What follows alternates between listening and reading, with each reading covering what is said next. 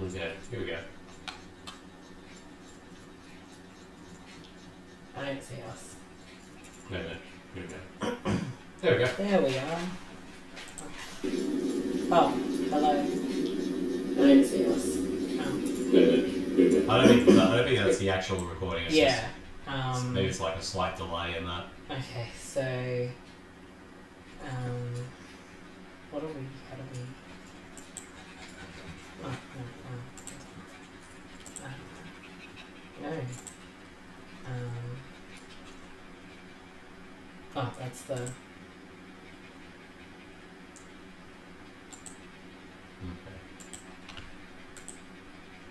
Facebook. Book.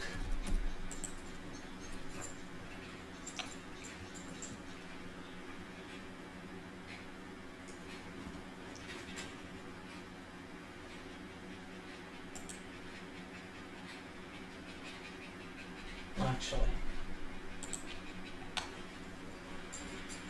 I apologize if anyone's watching. We are trying to work this out.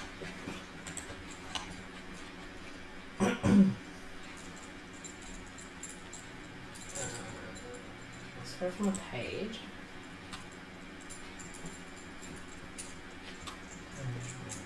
Create post.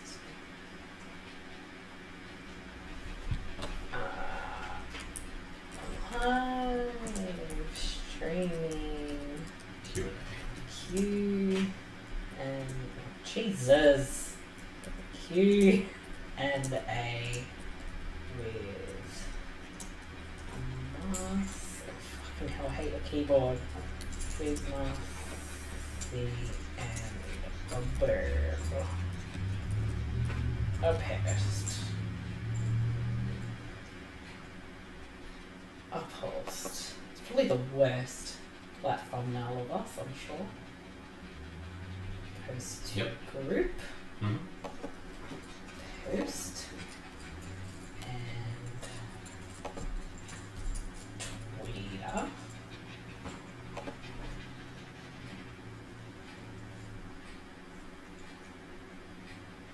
Just post from yours. Yep.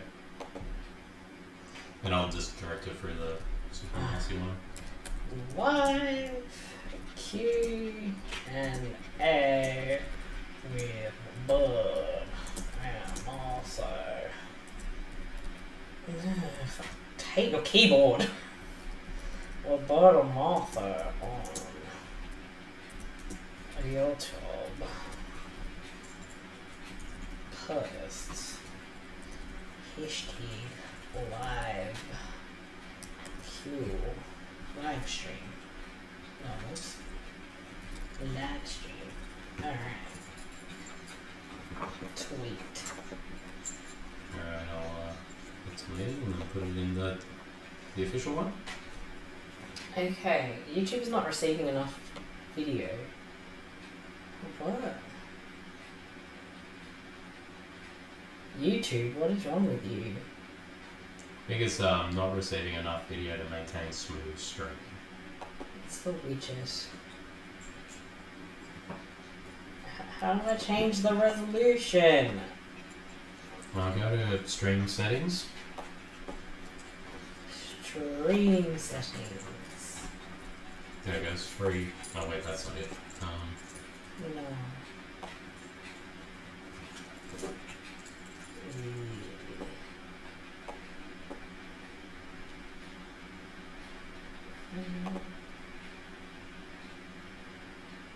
Hey, tell me what we're doing. None of this is it. Well, what's live chat? That's just this. Oh, okay. Yeah.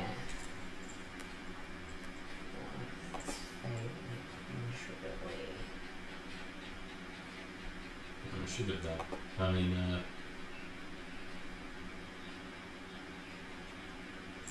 serious issues that need attention. I mean, I can actually view it on my phone. Otherwise, I'll have to just delete all that and start again. Maybe it's your crappy laptop.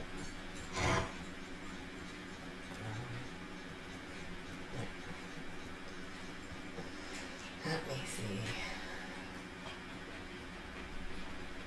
Well, we're there. We're there. Yeah. It's on a delay. Oh, yes, well, might be fine. Maybe it's because it's like that because it's, on a high. Yeah. Sorry about this, everyone. Alright, well, we need the microphone because maybe people can't hear us. Yes.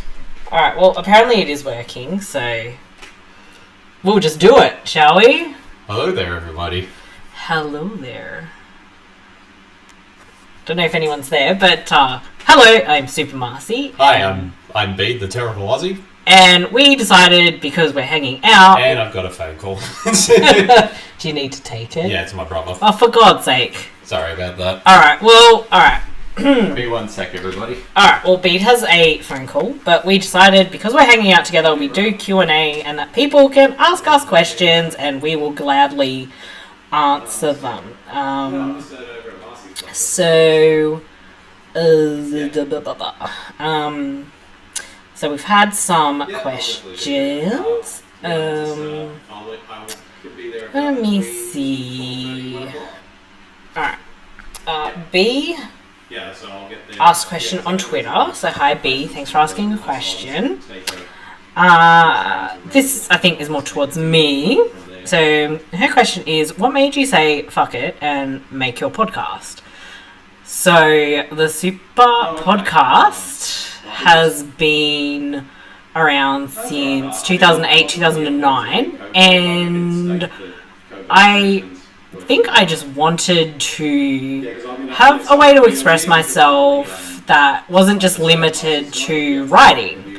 And podcasts had just started coming out, and I thought, you know what, I'm going to give this a go. It might help my confidence, and if people like to listen to it, I'll keep it going. And that's what I did. My first few episodes were not very good. I didn't know what I was doing. I had no idea. I learnt as I was going along. So it was just really a way to express myself and talk and build confidence, and it just became more than just that. It's become a big part of my life with the Super Network and having a whole bunch of podcasts under the banner. But the original was the Super Podcast, which was just absolutely anything and everything. I talked about so many different things, and now we have more of a thing. Not that it's a thing, that just sounds weird. Now, because this is live, I can't edit how bad I sound. Yeah, it actually has like a kind of a structure, and we do like the commentaries every month and all sorts. Can you keep that open? Because the cats can't climb the thing. Yeah, Bede, how dare you? So thanks B for the question. I hope that answered it somewhat. Maybe it did, maybe it didn't, I don't know. But yeah, I basically did say fuck it and started a podcast. Bede is back. Apologies, everybody. I just had a phone call, so... Okay. I just answered B's question because it was more directed at me. Yeah. What other questions do we have, Bede? Let me see. Yes, I'll go straight to Facebook for yes. this, because we've got a couple of them there. Let me just... And apologies for the quality of the stream if it's not that great. Teething issues in these early days. It keeps going on and off. I don't know if it's the internet, Wi-Fi, or whatever. Yeah, well... We're doing our best. What can I say? Exactly. But, yes. But first up is our good friend Shane Davies. Hello, Shane. Hello, Shane. And he asks us, what was it... This would be definitely directed to you. Okay. What was it about B that caused you to decide that he was the person who would be your podcast partner? Well, I don't know, really. I guess because I was promoting my podcast on the movie forums back in the day, and we had sort of started talking on there, I think. Yeah.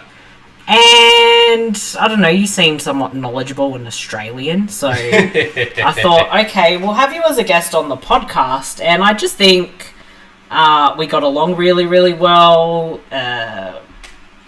The chemistry of just chatting like a bunch of dickheads was there. Yep.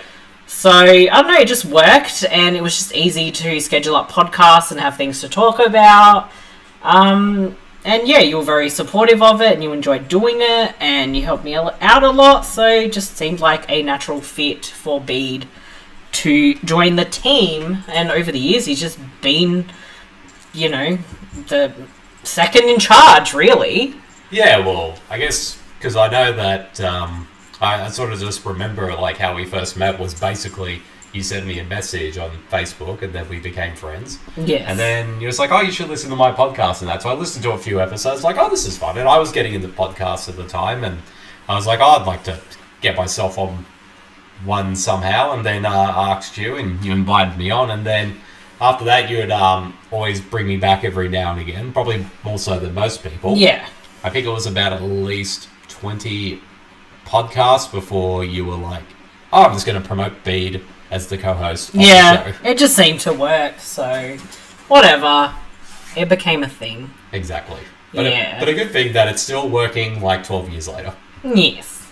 Yes. Yes, it is. But for our next question, which is also from Facebook, and I lost the page. Okay. Hello, our batch. Hello there. So, hello, batch. Hello. So, our next question is from our good friend Adam Bunch, and he asks us, who would do the best porn voice over dubbing? Now, I don't know if he's referring to us or maybe, like, celebrity-wise. Who could... Maybe we could answer both. It's definitely between me and you. Yeah. Look, I'd be like... if pornos had a trailer, well, they probably do. I suppose mainstream ones would. So, I guess I would do, like, the trailer voiceover. So, it'd be more like, I don't know, this young girl is new to the city and she doesn't have much money. Well, here comes the landlord to help out. Will she take the dick? But if someone was actually voice-overing the people in the porn, that would be Bede. Yeah, definitely. I'd just do my best George Takei impression and it'd be like, oh my. That freaks me out. Stop doing it. Did No. Did somebody order a pizza? No. I know someone here wants extra sausage. Ew. Go away. Yeah, celebrity-wise, fucked if I know. Christopher Walken. Wow. It'd be like, wow, I'm going in. Let's do it, baby, all night long. No. Why did I say that? I want to show you a good time. No. And if you want me to, I'll clean out your pool. Ew. This Q&A was such a bad idea. Yes, and if for our people who are watching, if we haven't acknowledged you yet, it's only because we might be on a slight delay. So yes. So just keep watching, and then we'll make sure we reference you if you pop in the chat. And as you can tell, the podcast gets edited quite a lot because we fumble our words. Exactly. What other questions did we have? I've answered Beatrix's. Alrighty, okay. We'll go to our good friend Amy. Hello, Amy. Hello, Amy. And she asks us, what commentary are you and Bede the most proud of recording and why? That's a tough one. There are so many, commentaries. Commentaries. Yeah, yeah. I had to make sure it wasn't just actual. Yeah, there's so many because, we do it, all the time. I think back in the day, ones like, He-Man, Master of the Universe, and Mortal Kombat. There's so many voices, and it was just madness, and they were a lot of fun just to get into. And what's this? Batch says you guys got an echo going on. Awesome, I don't know why. Maybe if we move the mic around. Meh, I don't know. This is a shit setup. But yeah, I think our Commando commentary is one of the funniest things we've ever done. Yeah. And that was just like an impromptu commentary podcast. Yeah. So that was fun. And yeah, but what would be something recent that we really enjoyed? obviously the two Fanatic commentaries, because of course. Yeah, the second one should be online this weekend, which we did with next weekend. Is it next weekend? Yes. Oh, okay. Next Friday. Oh, okay. So, yes. They're pretty funny. I don't know, Bede, what other ones do you I really enjoyed the one we did with our good friend Matt Knocker, Tagging the T-Rex. Yes, because that movie is a classic. And also in terms of like our Tuesday Tuesday shows, which we do with our friend Batch, we've done a lot of good ones for that show. Yes. I think the Peanut Butter Solution. Yeah, the Peanut Butter Solution, I'm so proud of that. That was amazing. That was a lot of fun. And also Dr. Alien was a good one, and also Sniper Special Ops. But I think the one we just recorded and should be online next week, Doll Man was a fun one too. Yes. But there are a lot of commentaries that we love quite a lot and are very proud of. I even think like our Falling Down commentary, Hereditary commentary, some of the more recent ones we've done are really good. Mm-hmm. And they're a bit more serious-minded than, say, the more funny ones, but they're still good. Even though, like, you know, our recent one with Crash, even though it's a serious movie, that's a piss funny commentary. Recommend listening to it. Alrighty, our good friend Lindsay over at the podcast Schlock and All. She has quite a few questions for us. Alright. So we'll go through all of them. Okay. Yes. The batch says the echo is gone now, no idea what it was. Yeah, I don't know either. Maybe it's because I moved the mic, I'm not sure. Maybe. You just want to take credit for everything. Yes, exactly. She asks, go to hangover food. Hangover food. I don't get hungover very much, but if I'm feeling like shit, I'm probably fucking ordering Macca's or Hungry Jack's. Oh wait, not everyone's from Australia. Yeah. Macca's is what we call McDonald's, and Hungry Jack's is what you know as Burger King. So, definitely. Yeah, I'd say for me, Grease. like if it's during the day, I'm not one of those people. Oh well, I'd probably get KFC. That's a good one.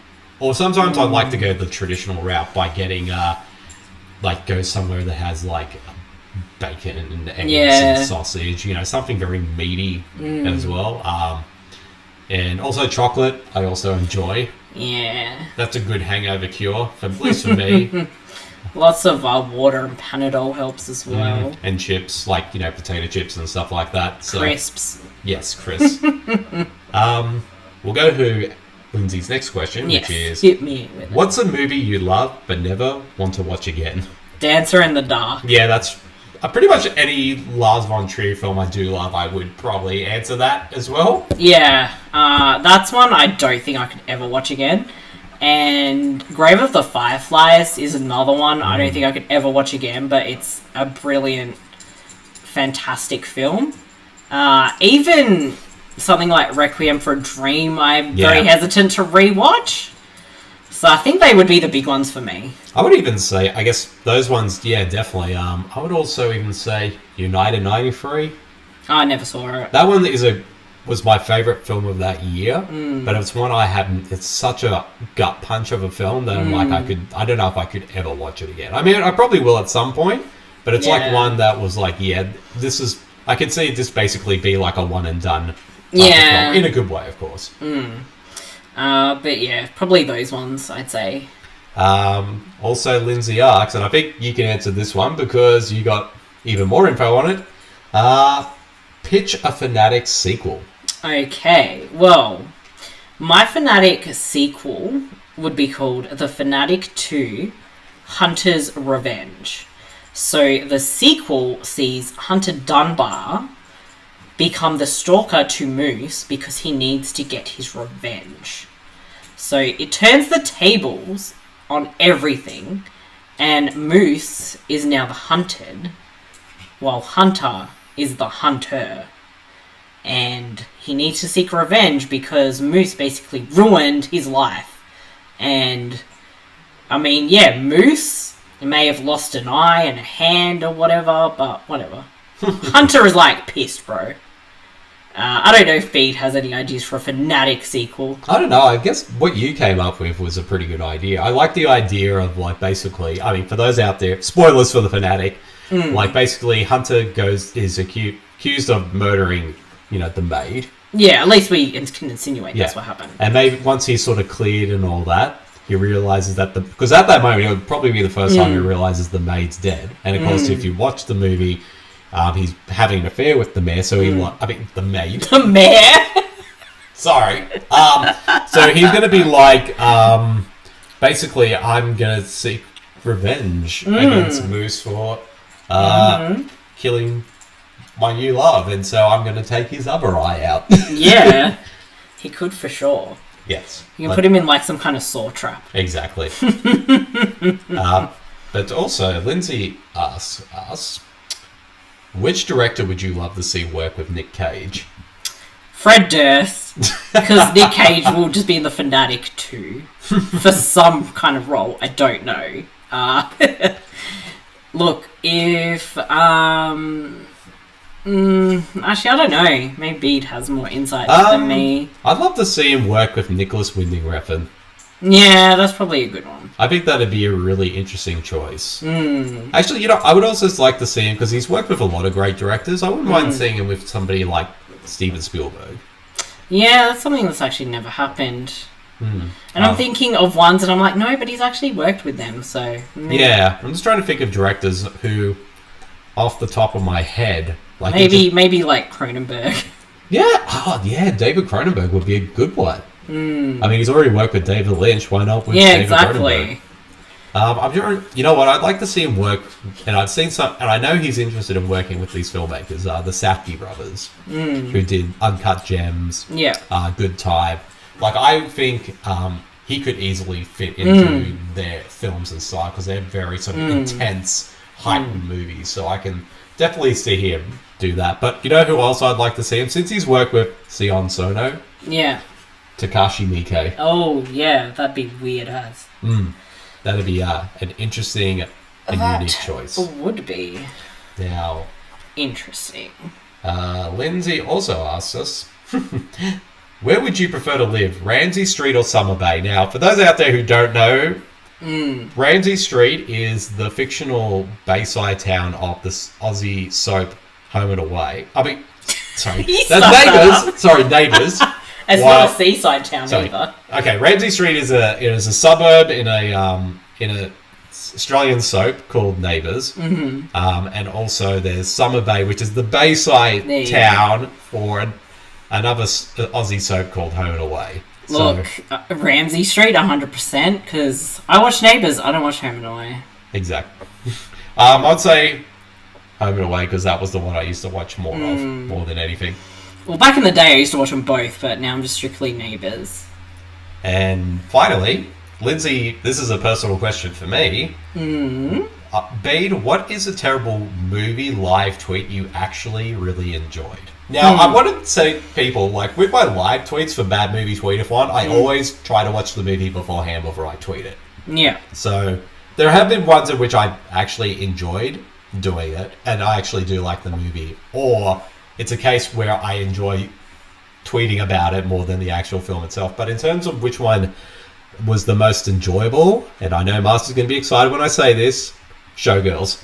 Yeah, boy. Because I legit watched that film for the first time, and I did my tweet-a-thon right afterwards. And so it was very fresh in my mind. It was one of my quicker ones, too, because usually it takes me a few hours, because I have to stop, tweet and stuff. But I think I tweeted, like, legit, like, for just over its running time, because I had so much to say, and that was a fun one. And I think when you read that one, it's sort of my appreciation of that film. Yes. But I guess in terms of, like, other ones I really enjoyed, and forgive me, I have to look back on my list, and luckily somebody on Letterboxd actually has a list of all the films I did. Who? Not you. Someone else does. It's someone who does follow us on Hold on. On Goes my supermarcey.com, back. and that's a guy named Leo Logan. So if you're watching, hello. So basically, he has a whole list of my tweetathons. I guess another one I really enjoyed doing was, well, other than the Fanatic, of course. Freddy got fingered because I got to eviscerate that film, and deservedly so, because that movie was. I know people love that movie, but man, it's awful. But yeah, we'll see what other questions we have here. Ashley Hobley asks us, why is the Fanatic good? It just fucking is. That's my response. It just is. Well, I'll say this. The Fanatic is definitely not a good film, but I would put it in the same regard as The Broom, where you can definitely tell they're trying to make something good, and they have, like, passion, and they want something, have something to say with it. But I feel like with all the creative decisions, like, it just doesn't work and just ends up being unintentionally hilarious. Yeah. And also, I think, at the same time, though, having rewatched this bloody movie like 10 times over the past year and a half, I've sort of come into the conclusion, like, there has to be some kind of self-awareness with the movie, especially when you have a scene like legit Hunter Dunbar, played by Devon Sawa, was like in the car with his kid. It's like, you want to hear a little Limp Bizkit? Yeah. And they there has to be a little bit of a self-awareness to it. And I also think John Travolta's performance is both misguided but also amazing at the same time. It's a beautiful mess, and I just can't get enough of it. I'm obsessed. I think we, like, every 2-3 weeks we watch this movie. Even when we're just hanging out.